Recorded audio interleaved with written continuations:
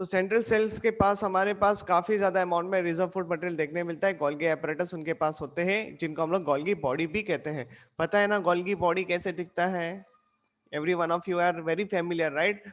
Lysosome formation के लिए आप लोगों को एक टॉपिक पढ़ाया गया था जिसको कहते हैं GERL सिस्टम, जहाँ पे आप लोग गोल्गी एपरेटस पढ़ते हो, एंडोप्लाज्मिक रेटिकुलम पढ़ते हो, लाइसोसोम फॉर्मेशंस पढ़ते हो। यस और नो? हाँ बोलो। ओके यस अगर नहीं Yes, याद sir. है ना, यस अगर नहीं याद है कोई बात नहीं, एक बार आपको रिवीजन की जरूरत पड़ेगी। तो आप लोग cell the unit of life में जाइए, वहां पे GERL सिस्टम का सिनेरियो देख लीजिए, आपको समझ में आ जाएगा। ओके बहुत बड़ा सा डायग्राम बना के एक्सप्लेन किया गया है पूरे व्हाइट स्क्रीन के ऊपर। Okay you can see that and you can understand that. बहुत सिंपल है। प्राइमरी लाइसोसोम बनते हैं ना, लाइक प्रोटीन बनता है, एंडोप्लाज्मिक रेटिकुलम जिसके पास राइबोसोम प्रेजेंट होते हैं, प्रोटीन सिंथेसिस करता है, वही सारी चीजें तुम्हारे गोल्गी apparatus में जाती है। ओके वो इनिशियली इनएक्टिवेट होते हैं, वही इनएक्टिवेट प्रोटीन्स को हम लोग लाइसोसोम्स के अंदर डाल देते हैं वेसिकल बना के, ठीक है। तो वो वेसिकल इनिशियली विद प्रोटीन जो रहता है that is nothing but enzyme, primary enzyme जिसको कहते हैं। ओके इस तरीके से आप लोग चीजों को याद रख सकते हो। जब भी किसी चीज को डाइजेस्ट करने का टाइम आ जाएगा, so that primary enzyme will like act as a secondary enzyme, means it will become activate, चीजों को डाइजेस्ट करेगा, फिर अनवांटेड चीजों को बाहर भी फेंकना होता है, तो that will be called as a tertiary lysosomes now. तो उसके अंदर वेरिएशंस आते हैं। Primary lysosome inactive enzymes, secondary lysosome मतलब काम कर रहा है उसको डाइजेस्ट करने का, और टर्शियरी का मतलब अब इसको बाहर निकालने का काम कर रहा है, ठीक है। इस तरीके से हम लोग लाइसोसोम्स को पढ़ते हैं। ओके चलो ये तो हो गया छोटा सा description with respect to the Golgi apparatus and GERL system. अब आपके स्क्रीन पे वही सारे पॉइंट्स हैं जो मैं ऑलरेडी कवर कर चुका हूं, एक बार देख लो, नहीं समझ में आएगा तो पूछ लेना। In the middle cell contains the two polar nuclei which have the large nucleoli, बड़ा सा न्यूक्लियस होता है उनके पास, प्रोमिनेंट न्यूक्लियस बोल सकते हो लार्ज न्यूक्लियोलाई की जगह पे। Okay the polar nuclei often fuse to form the single diploid secondary or fusion or definitive nucleus. इसमें किसी को कोई डाउट? दोनों फ्यूज भी हो सकते हैं, डिप्लॉयड सेल बन के रह सकते हैं। ओके इसको बस इंतजार है तो एक मेल गैमेट आने का, सो दैट ये अपना ट्रिपल फ्यूजन कंप्लीट कर सके and it will produce dash. What is that dash called as? Endosperm very good. Okay endosperm कहते हैं। thus all the cells of the embryo sacs are haploid except the central cells which is first binucleate and then becomes the diploid due to the fusion of the polar nuclei। binucleate यानी अभी तक fuse नहीं हुआ है, अगर वो fuse हो जाता है तो मैं डिप्लॉइड बोलूंगा उसको, ठीक है। क्लियर है? आई थिंक हमारा पॉलिनेशन कैन टॉपिक यू चालू हो रहा है। रिपीट ओके बाइन्यूक्लिएट वर्ड का मतलब होता है दे आर सेपरेटेड। ओके साथ में है लेकिन सेपरेट है, फ्यूज नहीं हुए। जैसे फ्यूज हो गया तो टर्म यूज किया जा सकता है डिप्लॉयड। समझ में आया कि नहीं आया? यस सर हाँ डिप्लॉयड का मतलब ही होता है फ्यूजन होना। अब आपके स्क्रीन पे पॉलिनेशन आ रहा है। बिफोर मैं इसके अंदर जाऊं, आप लोगों का यस और नो सुनने का बहुत मुझे मन कर रहा है। तो चलो पहले ये बताओ, मेल गैमेटोफाइट डेवलपमेंट पढ़ चुके हो, फीमेल गैमेटोफाइट डेवलपमेंट पढ़ चुके हो, फ्लावर क्या होता है ये समझ चुके हो। ओके इसमें किसी कोई ऐसी जगह है जहाँ पे आप लोगों को पॉइंट नहीं समझ में आए? डिफरेंट टाइप्स ऑफ ओवल्स भी आप लोगों ने पढ़ लिया है। Done understood. So no sir बढ़ेंगे आगे। नहीं अगर कुछ समझ में आए, कोई ऐसा टॉपिक है जो चाहते हो रिपीट करना है तो बोलो फटाफट। Every one of you. Currently, we have 13 students on screen right now. Deep is there, Dhruvi, Jay Patel, Krishna, then Man is there, Pragneshwar is there, Prakriti, Sanika, फिर Nashra. Nashra is a new student or what? Shruti Patel is there. Sorry, not Shruti Patel. Srushti Patel. Sumit is there. Sir Tanya. Yes, बेटा बोलो. Golgi अपैरेटिस वाला बताओ ना वो। Golgi apparatus. Okay. आपके screen पे देखे एक ड्राइंग बना रहा हूँ। देखा क्या बनाया बता मैंने? दिखा कि नहीं दिखा? स्ट्रक्चर क्या दिख रहा है तुझे? फिर से देख, ये कौन है जरा नाम बताएगा? दीप। हाँ दीप। दीप आपके स्क्रीन पे है ना, मैंने एक सर्कल बनाया। चल वो सर्कल हटा देता हूँ तेरे लिए, बड़ा बनाना पड़ेगा ड्राइंग। ये मैं बड़ा सा सेल बना देता हूँ, ठीक है। ये बड़ा सा सेल बना दिया। ऐसे मान ले कि यहाँ पे न्यूक्लियस है, ये न्यूक्लियर की मेम्ब्रेन है। ओके पोरस मेम्ब्रेन होती है, इतना तो पता है ना तो आप लोगों को, और इसके अंदर जेनेटिक मटेरियल होते हैं। क्लियर है? सभी लोगों का आंसर आना चाहिए यस और नो करके। Yes sir okay yes sir. Yes, yes, sir. अब यही न्यूक्लियर मेम्ब्रेन से ओरिजिनेट होता है तुम्हारा एंडोप्लाज्मिक रेटिक्यूलम। अभी समझ में आ रहा है? तो ये उसके सिस्टर ने हो गए, इसको क्या लेबलिंग करते हो, सिस्टर ने, ठीक है। यही सिस्टर ने आगे जाके ऐसे ब्रांच बना लेते हैं, बहुत ज्यादा ब्रांच बना लेते हैं, ओके। ऐसे ब्रांचिंग होते हैं, इनको ट्यूब्यूल्स भी कहा जाता है, ओके। ये ट्यूब्यूल फॉर्म कर रहे हैं, दिख रहा है ये कहां तक जाएगा, ये मान लो ये अगर प्लाज्मा मेम्ब्रेन है तो प्लाज्मा मेम्ब्रेन के पास जाएगा और इसके बाहर होती है अपनी सेल वॉल। इसमें किसी को कोई डाउट नहीं है, राइट। तो अब आप देखोगे तो इसको मैं सेपरेटली लेबल कर देता हूं ट्यूब्यूल, ओके। तो ये जो तुम्हारे एंडोप्लाज्मिक रेटिकुलम है, इसके 3 पार्ट्स होते हैं, यहाँ पे कुछ वेसिकल्स होते हैं, can you see that these are vesicles, okay.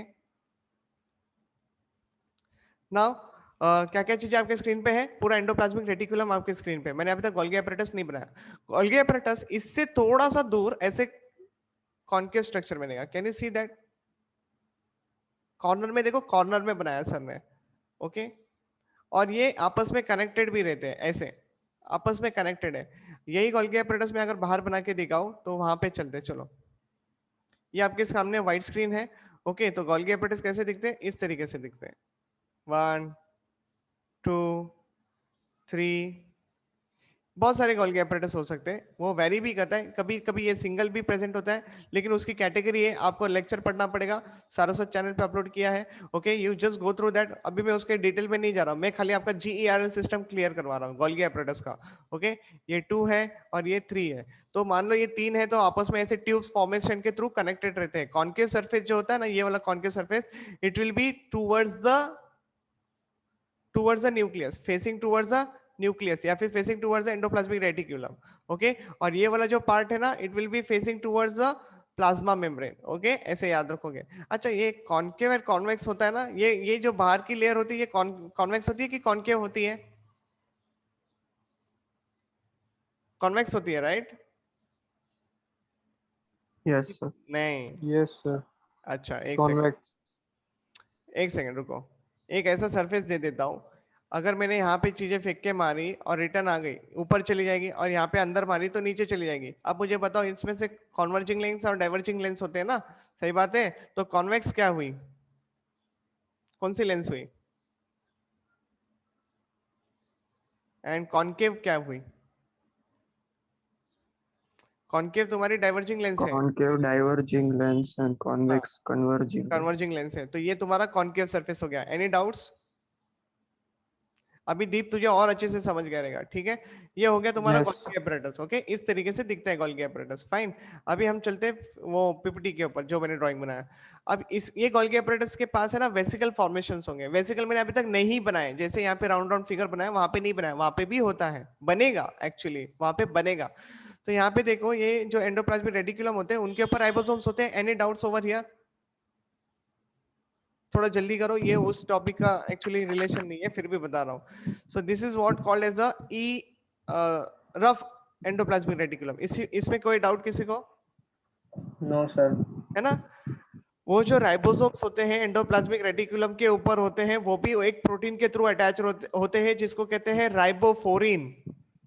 Dots ना सर, हाँ, छोटे छोटे। यस, वो छोटे डॉट्स है ना, वो राइबोसोम्स हैं, वो तुम्हारे एंडोप्लाज्मिक रेटिकुलम के साथ जुड़े हैं। तो जुड़ने के लिए भी एक प्रोटीन चाहिए होता है जिसका नाम है राइबोफोरिन। अभी समझा कि नहीं समझा?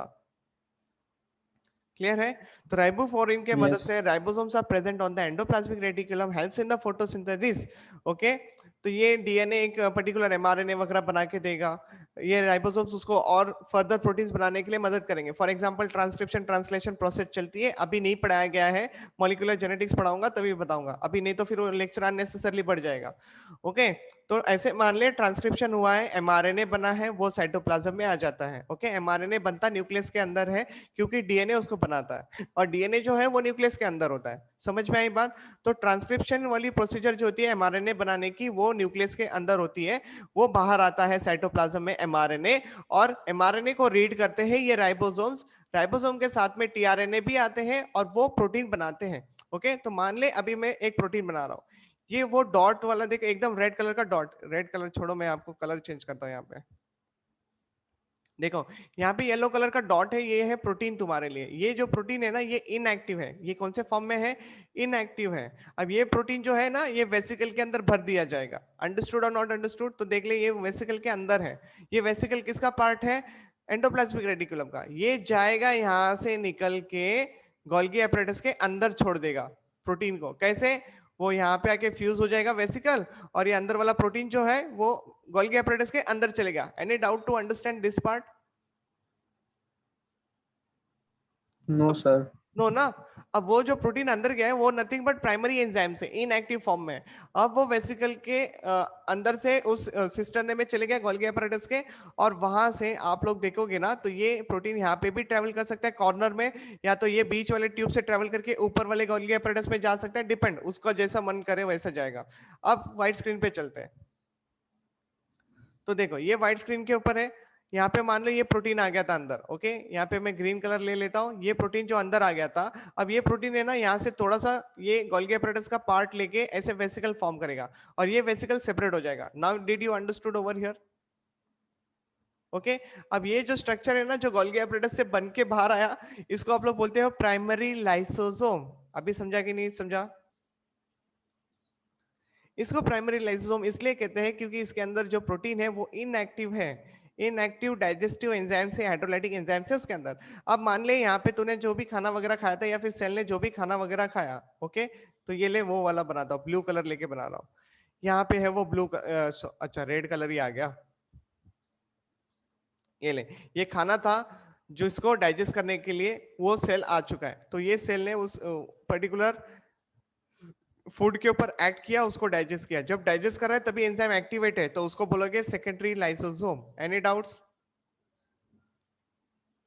ओके, अब डाइजेशन वगैरह हो गया। चलो राइट में देखो, डाइजेशन वगैरह हो गया। अब ये अंदर जो पार्टिकल्स पड़े हुए हैं ये तुम्हारे अनडाइजेस्टेड है। ये कौन से फॉर्म में है? अनडाइजेस्टेड। ओके, अब इसको बाहर फेंकना होता है, तो ये कौन सा लाइसोसोम है? ये टर्शियरी लाइसोसोम है। समझा कि नहीं समझा? सबको समझ में आया?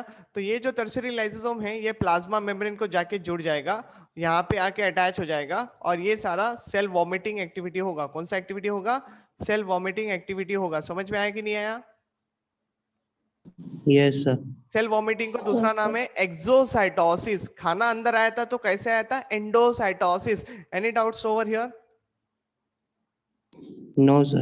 हाँ, देखो आपने एक्स्ट्रा पूछ लिया, कोई बात नहीं, लेकिन मैंने आई थिंक तुम्हारा डाउट क्लियर कर दिया है। ये पूरा सिस्टम में तीन चीजें इंक्लूड हुई थी, endoplasmic reticulum, Golgi apparatus and obviously lysosome formation हुआ था। इसलिए इसको कहते हैं GERL सिस्टम। ओके, एक बार रीड कर लेना बेटा, वहां से थोड़ा और डिटेल में बताया गया है। ओके, सेम डायग्राम है लेकिन थोड़ा बड़े स्क्रीन पे बताया गया है, मतलब पूरा ओवरऑल बताया गया है एक साथ। ओके, रिवाइज करो, बहुत ज्यादा जरूरी है। 11 तुम्हारा 60% बेस बनाता है नीट के क्वेश्चंस का। ओके, और 12 के 40% सिलेबस आपके इसमें आ जाता है। ओके, तो चलो बढ़ते हैं आगे।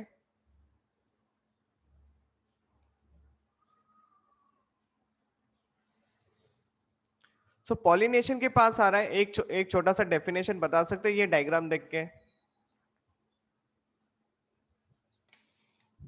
चलो थोड़ा सा आप बताओगे तब तक मैं थोड़ा सा ब्रेक ले सकता हूँ ना, मतलब मेरा मुंह थोड़ा सा बंद रहेगा। चलो बताओ।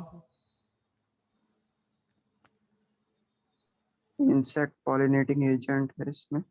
अच्छा ठीक है, पॉलिनेटिंग एजेंट है, मैंने भी बोल दिया कि डायग्राम देके डेफिनेशन बनाओ। ठीक है, चलो इंसेक्ट आपको दिख रहा है। ओके, पॉलिनेशन कर रहा है, मतलब क्या है? Pollen grains are travelling from one flower to another flower, या फिर one flower to same flower में भी हो सकता है। समझ में आ रहा है? सेम ट्री का हो सकता है सिनारियो, ऐसे भी हो सकते हैं। कल की बात बताता हूँ यार, मैंने कल की बात आप लोगों के साथ शेयर नहीं की। हमारे घर पे वो लिली फ्लावर ब्लूम किया है, आप लोगों ने शायद स्टेटस देखा होगा, है ना? कुछ कुछ Yes, लोगों ने sir. देखा होगा, Yes, लिली का sir. फ्लावरिंग ब्लूम हुआ था। लाइक 5 फ्लावर्स आए थे, आज भी 2 फ्लावर्स आए हैं। ओके, तो ऐसा सिनेरियो है कि यहाँ पे ना कबूतर बहुत है, विंडो के पास बहुत ज्यादा कबूतर है, तो वो लोग है ना पॉलिनेशन होने नहीं देते। कबूतर होना इज लाइक प्रॉब्लमेटिक ही है, क्योंकि बहुत ज्यादा गंदगी भी करते हैं, और यहाँ पे खास करके इंसेक्ट्स वगैरह आते नहीं है, पॉलिनेशन ठीक से हो नहीं पाता है। ओके, सीड फॉर्मेशन देखने नहीं मिलता है। मेरे टोमेटो के प्लांट्स जो तो इतना मस्त ग्रो किया था उसमें भी पॉलिनेशन नहीं हो पाया, तो वो खत्म हो गया, वो टोमेटो आया ही नहीं। मैं बहुत एक्सपेक्ट कर रहा था, फ्लावरिंग बहुत आके गया, ठीक है। तो अभी एक्चुअली मैंने क्या किया, फिर कल लिली का जब प्लांट वो गैलरी में लेके फोटो निकाल रहा था, तभी मैंने वो लोग को सेल्फ पॉलिनेट कर दिया। क्या किया, दोनों फ्लावर को ऐसे नजदीक लेके घिस दिया एंथर को स्टिग्मा के साथ। ओके, कैसे मालूम पड़ेगा मुझे पॉलिनेशन हुआ करके? एंथर के ऊपर पता है यूवी बॉडी आप लोगों ने पढ़ाया था, वो सब येलो कलर वगैरह सब्सटेंस, पोलन ग्रेन्स वगैरह जो आप लोगों ने कोटिंग्स पढ़े थे, राइट? वो सारी चीजें मुझे स्टिग्मा के ऊपर दिख गई। बहुत अच्छी तरीके से मैंने उसको रब किया है सो दैट पॉलिनेशन सक्सेसफुली हो जाए। आई होप कि आगे की जो प्रोसीजर है वो काफी अच्छे से रिजल्ट दे मुझे। ओके, तो इस तरीके से आप लोग पॉलिनेशन कर सकते हो। ये तो मैंने सेल्फ पॉलिनेशन करवाया, दोनों को पास लाके घिस दिया बस। ओके, ज्यादा जोर से नहीं घिसते, it is a very like smooth हाथों से काम करना होता है, रफ हैंडलिंग नहीं करनी होती। ठीक है, सो वो मैंने पॉलिनेशन करवा दिया, क्योंकि पता नहीं मुझे हो नहीं हो बाकी की बातें, क्योंकि ऑलरेडी एक फ्लावर आके ऐसे ही चले गए, कुछ नहीं हो पाया उसका। ओके, बढ़ते हैं आगे। तो pollination is nothing but transfer of the pollen grain from the anther to the stigma of the, अच्छा, anther to the stigma of a particular flower is called as the pollination. मैं वही बोला, ये यहाँ पे कुछ गलत लिख दिया क्या? Now see on the screen, pollen grains कैसे होते हैं? इमोबाइल। सही बात है, तो उनको लेके जाना पड़ता है। ये ब्रायोफाइट्स थोड़ी ना है जहाँ पे पोलन ग्रेन्स वगैरह, जो मतलब जो मेल गैमेटोफाइट है वो तुमको मोटाइल दिखेगा, पानी चाहिए होगा, फिर फर्टिलाइजेशन होगा, एल्गे वगैरह थोड़ी ना है। समझ में आ रहा है ना? सो यहाँ पे पोलन ग्रेन जो होते हैं इमोबाइल होते हैं, उनको कोई ना कोई बंदा चाहिए, या तो विंड चाहिए। तो इसी के बेसिस पे कम से कम 10 पॉलिनेटिंग एजेंट्स, मतलब 10 पॉलिनेशंस के बारे में, सेपरेट पॉलिनेशंस के बारे में आप लोग जानते हो। Okay, 10 different types of pollination you study from this chapter. Okay, now see they cannot reach the stigma by themselves, an external agent is required. जैसे कि आप ये डायग्राम में यहाँ पे हनी बी रखा है, ओके, पॉलिनेटर दिखाया गया है। It can be wind, water, animal, gravity और growth. Okay, Theophrastus has written on pollination in date palm. Theophrastus ने डेट पाम को लेके काम किया गया है। ओके, काम किया है। फिर एक और बंदा है आपके स्क्रीन पे देखो, Coleridge recognizes the significance of the pollination in the seed setting and role of the insects in the pollination. ये एक बोल सकते हो कि आपके इंफॉर्मेशन के लिए, आप लोगों के अंडरस्टैंडिंग के लिए इंपॉर्टेंट इसलिए लिख रहा हूँ ताकि आप लोग थोड़ा सा ध्यान रहे, अलर्ट रहे। अभी तक मैंने इसके ऊपर कुछ क्वेश्चन नहीं देखे हैं, हम लोगों ने मॉड्यूल भी सॉल्व किए हैं। Currently the other books also we have, मैंने ये 2 पॉइंट्स अभी तक नहीं देखे, लेकिन फिर भी आपको बता के रखा है, मैंने स्लाइड में रखा है। अगर डेट पाम के रेस्पेक्ट में क्वेश्चन हुआ, साइंटिस्ट के रेस्पेक्ट में क्वेश्चन हुआ, तो थियोफ्रास्टस ने काम किया है। बाकी जो पॉलिनेशन की एक्टिविटी है, recognises the significance of the pollination, उसका फायदा क्या है, ओके, ये सारी बातों को कॉलरिच ने मेंशन किया है। वो एक नाम आप लोग याद रख सकते हो। Types of pollination. तो आज के लेक्चर में हम लोग देखते हैं कितना टाइम बचा है। आपका दूसरा लेक्चर है ना 10-15 को, राइट? तो मैं अभी आप लोगों को रिलीज ही कर दूंगा, इसको देख लेते हैं एक बार। टाइप्स ऑफ पॉलिनेशन में इसके नीचे नहीं जाऊंगा, यहाँ पे नीचे नहीं जाऊंगा, क्योंकि यहाँ से लेक्चर इलेबोरेट हो जाएगा फिर। ओके, लिंक टूट जाएगी फिर। खाली ऊपर का देख लो। टाइप्स ऑफ पॉलिनेशन, एक होता है सेल्फ पॉलिनेशन, एक होता है क्रॉस पॉलिनेशन। ठीक है, self pollination majority time close flower में होता है। Okay, majority time close flower में देखने मिलता है, बर्ड कंडीशन में भी देखने मिलता है, और क्रॉस पॉलिनेशन ओपन फ्लावर में खास करके देखने मिलता है। ओपन फ्लावर में क्रॉस पॉलिनेशन अगर होते हैं तो उनमें वेरिएशंस आने के ज्यादा चांसेस होते हैं। फॉर एग्जांपल मैंने लिली में क्रॉस पॉलिनेशन ही करवाया है। ओके, बात समझ में आई? It's not a self pollination, it's a cross pollination. Okay, तो ऐसे भी किया, लेकिन plant is the same flower में ही करवाया, मतलब सेम प्लांट में ही करवाया। ओके, और यहाँ पे फर्दर सेल्फ पॉलिनेशन जो है ये 2 पार्ट में डिवाइड हो जाता है, ऑटोगैमी एंड गेटेनोगैमी। तो आज के लिए मैं आपको होमवर्क दे रहा हूँ बच्चा लोग, सभी बच्चे ध्यान से सुनेंगे। आज एनसीईआरटी आपको पढ़ना है, कंपलसरी एनसीईआरटी पढ़ना है, ताकि नेक्स्ट लेक्चर में जब आप लोग आए तो आप लोगों को चीजें और अच्छी तरीके से समझ में आ जाएगी। क्लियर हो रहा है? ओके, ऑटोगैमी एंड गेटेनोगैमी का कॉन्सेप्ट आपके एनसीईआरटी में है। चाहिए तो क्रॉस पॉलिनेशन या फिर पॉलिनेशन वाला पूरा, जब तक जहां तक पॉलिनेशन है पूरा एनसीईआरटी रीड कर लेना। ठीक है, फिर आपको मजा आएगा इसको समझने के लिए, क्योंकि बहुत एग्जांपल्स आएंगे, एग्जांपल बेस्ड क्वेश्चन आएगा। कुछ मॉडिफिकेशंस बताने वाला हूं, मॉडिफिकेशन को लेके क्वेश्चन आएंगे कि स्टिग्मा क्या करता है, स्टाइल क्या करता है पॉलिनेशन होने के लिए, एंथर भी क्या करते हैं, ओके, फ्लावर की कंडीशंस कैसी होती है, तो उनके बेसिस पे क्या क्या चीजें पॉसिबल है, ये सारे चीजों के बारे में हम लोग बात करेंगे in the coming lecture. So be prepare with your NCERT for the coming lecture. मिलेंगे आपको नेक्स्ट लेक्चर वीडियो से, तब तक के लिए take care and bye bye. Okay, bye sir, thank you. Bye bye. Bye sir. Yes, bye. Bye sir.